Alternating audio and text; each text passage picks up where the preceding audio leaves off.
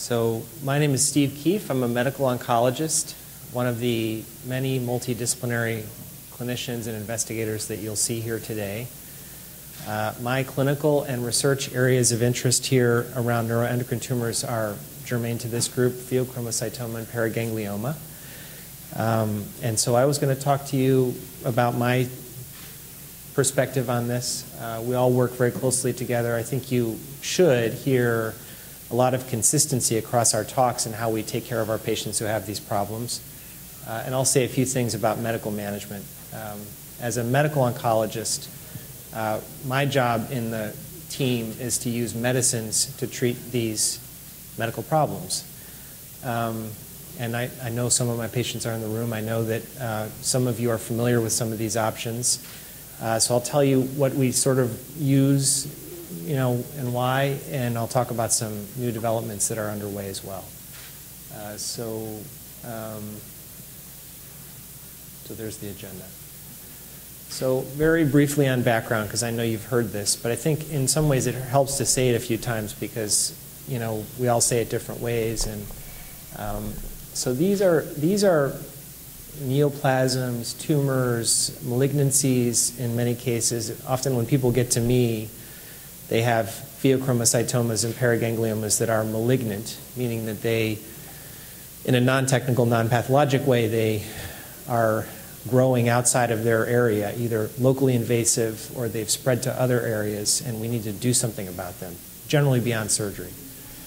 And the place that they start, it's worth mentioning what they come from. Dr. Montone had a very nice presentation from a pathology point of view and talked about this, as did many of my colleagues who have already spoken. So basically involving this thing called the adrenal medulla, or involving tissue that's involved in neurologic function, but not normal sensory and motor nerves. These are nerves that are along the spinal cord, nerves that are involved in visceral organs that do things that we don't think about, like regulate gastrointestinal motility or regulate the flight or fight response.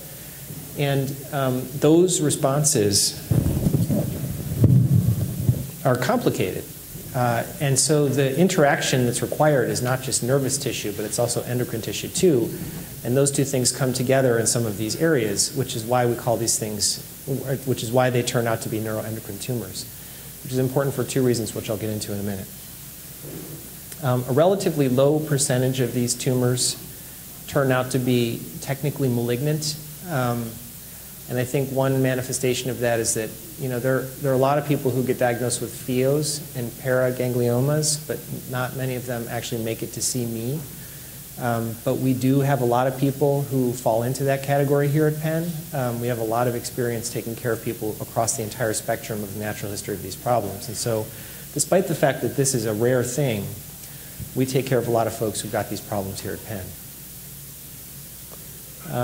And so the two things I wanted to mention about sort of the site of origin, the tissue of origin, are firstly that because they come from this complex part of the nervous system that is at the juncture between nervous tissue and endocrine tissue, that's the reason essentially that we see them originate in certain kind of signature locations.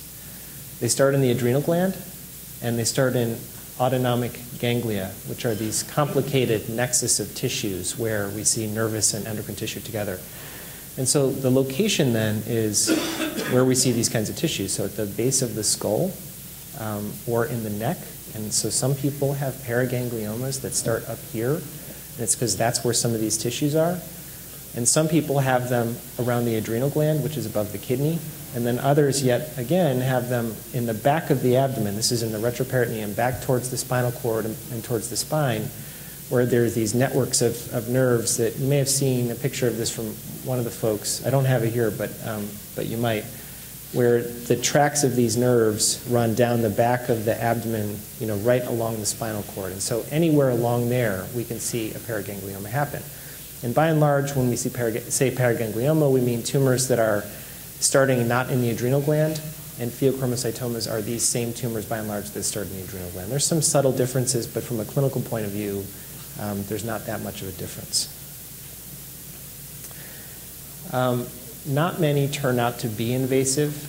You know, there's a so-called rule of tens, which we learned in medical school, whereby about 10% of these kinds of tumors turn out to invade locally, spread to other sites. It's probably a little higher than that, but it's not that many. But it's a real problem, for sure. And we see a wide spectrum of the natural history of this disease. So it's a solid tumor malignancy, for sure, in many of the same ways that our patients in the cancer center have lung cancers and colon cancers and head and neck cancers, but these tend to be, they have a different kind of history than many of those other malignancies.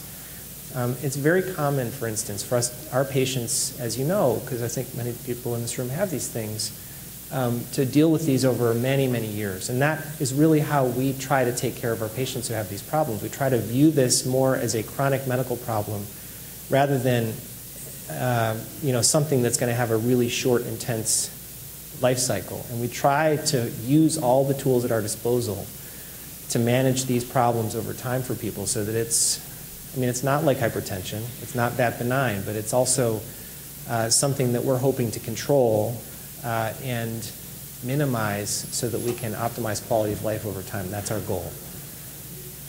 It's challenging to study, which is an important point because it's not that common of a problem. So pheochromocytomas and paragangliomas, they're not malignant. Even those are pretty uncommon.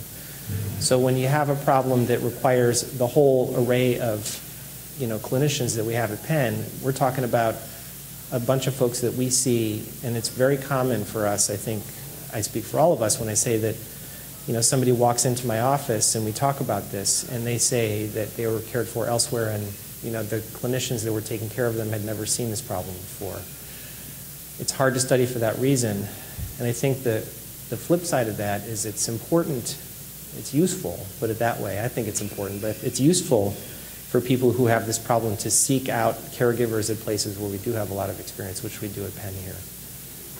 And we are trying to study this. We have a lot of investigation going on around this. Another point to make here before I get into therapies is that, and this point has been made many times, and one of my colleagues is going to talk about this some more, that there's a very strong hereditary background for these illnesses.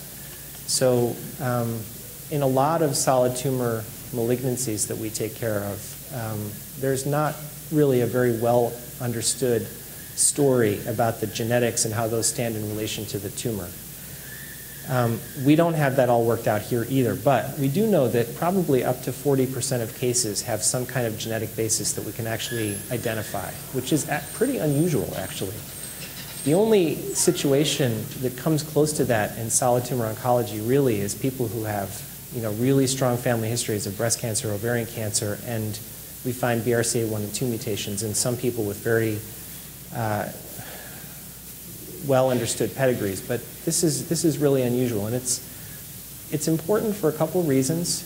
It's probably true, and we've seen this to be the case, that the genetics does have a bearing on how people do. So people who have certain mutations are more likely to need more types of treatments. And we think that it probably also is going to be true that people who have various genetic backgrounds in their tumors are going to wind up doing better with one therapy versus another. We haven't gotten that far in our research yet, but I think that's sort of one of the things that we're hoping to find. So that's important to understand. It's also important to understand that because this is true, we think it's important for everybody to have genetic testing, to have genetic screening, and we really try to make that happen for our patients. So management options. As I mentioned, there are a lot of folks that we take care of that need all of us to take care of them. And this is kind of generally in order of how we approach these things. So when we can have our surgical colleagues take them out, we do. And that's usually a first step. And sometimes it will be useful for a person to have not just one surgery, but maybe there's a local recurrence, or maybe there's a single site of recurrence somewhere else, and surgeons can take that out too. And sometimes we find that it's possible to take something out, and even if it's not possible to get every last bit of it, that sometimes helps people in the long run. So we use surgery a lot more in this area than it's used in other solid tumors. It's a very important part of our team and our approach. MIBG therapy, which you've already heard a little bit about from Dr. Mankoff, I think, is kind of a targeted medical therapy that's nuclear. So that's the radiation from the inside that Dr. Sengel was talking about. And then radiation therapy, definitely an important treatment modality for our patients. Keefe is obviously an important part of the team. Oddly enough, sometimes watching things for a while actually can have therapeutic value. All of these interventions are interventions that bring the risk for side effects and toxicity and things like that. So sometimes, if we know that things are growing really slowly, not changing much, and not causing much trouble, we can get some mileage out of just watching things before we start treating again. And so it's not infrequently the case that we do this for people across the life cycle of their illness, that maybe observation is something that we do at multiple time points across the continuum of that process. And then what I'll talk a little bit more about is medical treatments.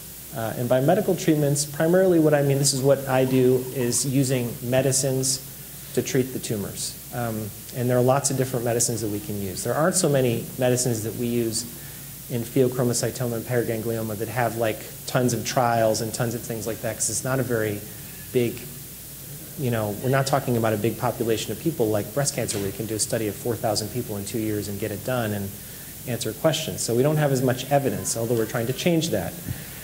The traditional therapies have included chemotherapy, primarily this stuff that we use called CVD, which I think Debbie's already bashed a little bit. I'll talk a little bit about that. And then other chemotherapies can be useful. There are some studies in other neuroendocrine tumors looking at drugs that can be useful. I'll just mention that briefly in a minute. What we do hope will be useful here in this illness is targeted therapies, which are something that have emerged in the last 5 to 7 years or so.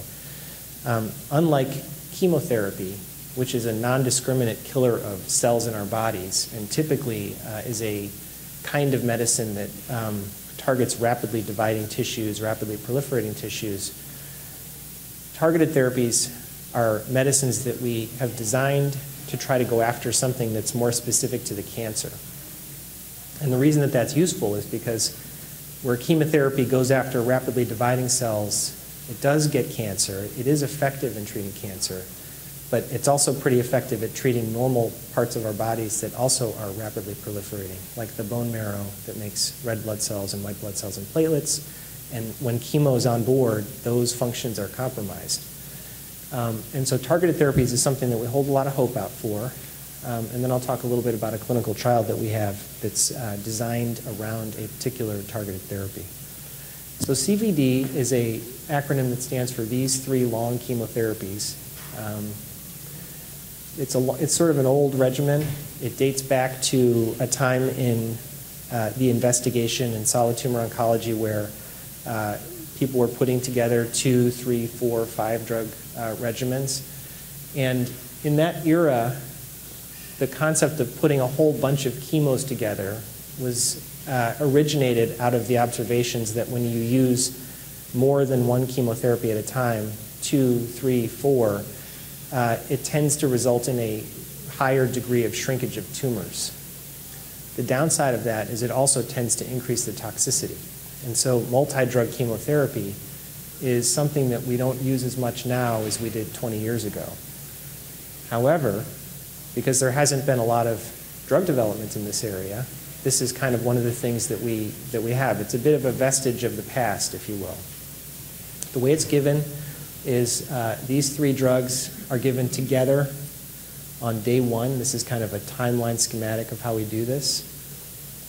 And so a person who's getting this treatment comes in on day 1. We treat a person with these drugs. It takes about 4 hours. You go home. They come back the next day. We treat only with dacarbazine on the 2nd day. That takes about an hour. And then you're done for 3 weeks, or 4 sometimes. But we try to do it in 3 weeks. And then a person comes back and does it again, and then does it again. And each one of those 3-week blocks is a cycle. So a person gets 2 days of treatment in one 3-week cycle. The largest publication describing how people do with this is this paper here, which was not a trial, it was just a case series, which means that the people that did the study, which was at the NCI, published back in 2008, looked at all their treatment over 22 years, and they only had 18 patients. So this is like the smallest publication in the world. Like no other solid tumor is like this, where the best evidence you have is a case series of 18 patients that was produced over 22 years. Now, it's active. It can be active. When people were treated with this, the number of people who had their tumors go away totally on radiographs was about 11%, which is a pretty high number actually for solid tumors and chemotherapy. The number of people who had some shrinkage was 44%, the number of a little bit of shrinkage was 16%, and the number of people who didn't have anything happen was 28%. So that's a pretty big number in the context of solid tumor malignancies. It also turns out that people can get this over a long period of time. So whereas with some chemo regimens and some solid tumors, you get, 6 cycles in and people have really had enough. In this stuff, as reported by the NCI, and also as in my experience, I've had people who have been on this stuff for a year and a half, for 2 years. So that's pretty unusual for chemotherapy. Now, it's active. It makes things shrink and it keeps things under control for a long time. It is associated with a substantial amount of toxicity, and I know there are people in this room who can attest to this. So the most common thing that we see probably over time is not on the list here, which is fatigue. And then beyond that, what we also see with people is that blood counts tend to go down over time. They get better after people come off, but when you're on treatment, the blood counts go down. This can be an issue. One of the drugs here, vincristine, can cause something we call a peripheral neuropathy, which is like a numbness and tingling in the fingers and toes, which can be debilitating over time. So we drop that vincristine out when we see people start to develop this, and sometimes it goes away and sometimes it doesn't, unfortunately. Constipation can be an issue with vincristine. Sometimes when people have secreting tumors and we use this stuff and it works, the blood pressure, which had been supported by catecholamines, goes way down because the catecholamines go down because the tumor goes down. So that's something that we sometimes see as well. So that's CVD. So let me talk a little bit about molecularly targeted therapy. So what we think can be useful in a lot of solid tumors is to go after these kind of core processes of tumors. Many have been identified. The one that has probably been the furthest along, or one of the furthest along processes in terms of understanding and therapeutic development, is a concept called angiogenesis. Yorgos mentioned that these tumors can be highly vascular. We saw some nice CT images of tumors that had a density of them, and we saw some surgical and pathology pictures of these things and saw that there are a lot of blood vessels in them. So for that reason, as well as for some other reasons, we think that angiogenesis might be a relevant therapeutic angle in these tumors. And the way it works, we think, and this is one of the ways, this isn't the only way, but that in tumors, like this would be a tumor cell with a nucleus that has DNA in it. In normal cells, cells are programmed such that if the oxygen availability in the local environment is low, then they have a mechanism that turns on that signals for blood vessels to grow into that area so that the oxygen can get brought in with red blood cells and hemoglobin. And normally, if oxygen levels are low, then this molecule called VHL is present in the cell and kind of keeps the hypoxic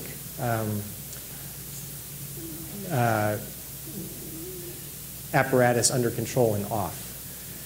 Some tumors actually dysregulate VHL so that even though the whole environment has enough oxygen in general, they stimulate the development of blood vessels into the tumor so that they can grow. And so in renal cell carcinoma, VHL gets lost.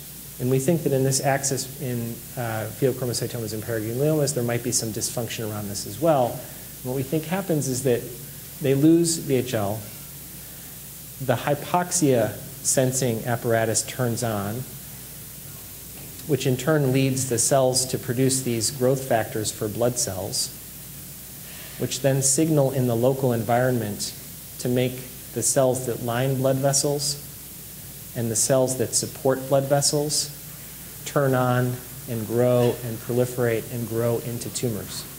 And here's a graphic of that. This is sort of a classic angiogenesis graphic. where what we think happens is that tumors start out really small and they signal for blood vessels to grow into the tumors so that they can get more nutrients, so that they can get more oxygen, so that they can get rid of metabolic wastes that are a process of them growing. And in so doing, they become larger, more complex tumors. They stimulate more blood vessels to grow into them. And with that vascular supply, we think that they have the opportunity then to have little microscopic deposits of tumor escape into the blood supply and go out to the rest of the body and develop metastases. So that's angiogenesis. And now there are a number of classes of drugs that have been designed to capitalize on this. Sunitinib is a very effective drug in renal cancer, as is sorafenib, as is pazopanib. And these drugs, we think, block that switch in the endothelial cells and the pericytes so that they don't actually start off that process of angiogenesis. And in so doing, the idea is that they keep the tumors here. And that's what we see in a lot of diseases. Now, we don't see that much in Pheochromocytoma and Paraganglioma, primarily because we haven't really looked that much. There is, and this again, as a testament to the relative rarity of this medical problem, is the largest summary of sunitinib experience in Pheochromocytoma and Paraganglioma. And it is essentially a case series of case series. So there's one case report, there's a 3-person case series, and then there are 3 other case reports, and all this was summarized in one presentation at our annual meeting at ASCO a year and a half ago. And what we see is that people who have pheochromocytomas and paragangliomas of a variety of ages that have, in some cases, known genetic underlying conditions, in other cases, not known to have them, in other cases, not known if they were tested, had a whole different collection of, where they were in the life cycle, in the history of their disease. So some people had MIBG positive disease, and they had tumors that were making biochemistries, and which was causing their blood pressure to go up and stuff like that. Got the drug in the usual way. And what we saw is that for one patient, they had no progression for about 48 weeks, which is shy of a year, which is actually pretty good. And what happens is that we use these drugs and we keep having people take them until the tumors start to grow again, or if it becomes the case that people don't tolerate the medicine. So this is with a person being on this drug for almost a year. In some cases, it was okay but not great. And just as a point of reference, in renal cell carcinoma, which is another disease that I take care of, the average period of control with this drug is about 11 months, but it's a much more aggressive malignancy. So I think this is good, but I think that we probably have some room to build on this. And I'll just say a little bit about how people get this. So I talked about chemo, I talked about getting infusions 2 days out of 3 weeks. This is a lot simpler because it's an oral medication. So this is a pill that people take. They take it every day for 4 weeks. They take a 2-week break, and they start it over again. So that is yet another reason why we hope that targeted therapies can be useful, because they tend to be a lot easier to take. And then as a corollary to that, they also tend to have a much more favorable side effect profile. So we're looking to do a clinical trial of a drug like this, but we think that it might be a good one to look at in this disease, because while this drug, davitinib, which is an oral anti-angiogenic therapy, hits the usual anti-angiogenic pathways, it also hits some other things that we think might be potentially useful, not only to the blood vessel thing, but also maybe to the tumors themselves, the tumor cells themselves. So we're doing a study here at Penn that's due to open awfully soon, wherein we're treating people who need medical therapy for pheochromocytoma and paraganglioma with this drug. Doesn't need to be before MIBG or after, or before surgery or after. I mean, we talk about all these cases as a tumor board, and we sort of together say what we think the right next therapeutic step is. But the point I'm trying to make is that this is a pretty open, inclusive study that I think will be useful to a lot of our patients when they need a medical therapy. And we're hoping to use it in place of CVD as a way of finding something that we think might be at least as active, hopefully more so, and potentially less toxic and obviously a lot easier to take than getting chemo 2 days out of every 3 weeks. I'll just say that we're awfully close. I mean, we've proposed it. It's been funded by Novartis. We've been through the FDA. We've been through all our own internal regulatory entities who have approved the study. We've got our team together. We've got a kickoff meeting, and we're just waiting for Novartis to sign the contract, which we already have signed. So we are actually very close. And that's it. So one last thing is that I think one theme that hopefully has come out of my comments, and also that you've noticed in the comments that have been made by others, is that I think it's really key that people find a way to get their care at a place where there's a whole collection of specialists, investigators, people with all different disciplines that can be used to take care of our patients. Because I only give medicine, but as you can see, a lot of people sometimes need surgery. And Dr. Sengel just gives radiation therapy. And so all of these things are important to a lot of our patients.